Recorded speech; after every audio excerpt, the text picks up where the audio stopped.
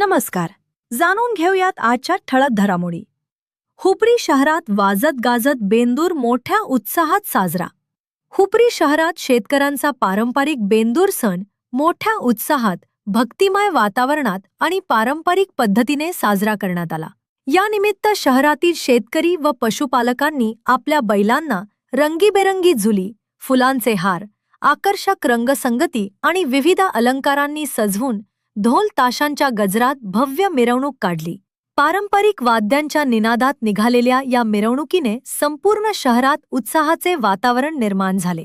बेंदूर सोहळ्याच्या प्रारंभी गावभागातील हनुमान गल्ली येथे मानकरी पाटील, पोलीस पाटील यांच्या उपस्थितीत धार्मिक विधी पार पडले. त्यानंतर ग्रामदैवत श्री अंबाबाई मंदिर येथे टेकावरील पाटील यांच्या उपस्थितीत पारंपरिक कर तोडण्याचा कार्यक्रम संपन्न झाला. यानंतर मराठी शाळेच्या परिसरातून शर्यतप्रेमींच्या वतीने बैलांच्या मिरवणुकीचे नियोजन करण्यात आले होते. मिरवणुकीचे उद्घाटन नगराध्यक्ष मंगलराव मार्गे, पोलीस निरीक्षक सत्यवान हाके, उपनगराध्यक्ष बाळासो रणदिवे, अमेय जाधव, स्वप्नील हुपरीकर, अमर माने, अलका वाईंगडे, गणेश वाईंगडे, उदयासिंह पाटील आणि सुरज बेडगे यांच्या प्रमुख उपस्थितीत झाले. मिरवणुकीत सहभागी झालेल्या देखण्या बैलजोड्यांनी नागरिकांचे विशेष लक्ष वेधून घेतले. रस्त्याच्या दुतर्फा उभ्या असलेल्या नागरिकांनी टाळ्यांच्या गजरात मिरवणुकीचे स्वागत केले. महिला, युवक आणि लहान मुलांनीही मोठ्या संख्येने उपस्थित राहून या पारंपरिक सोहळ्याचा आनंद लुटला.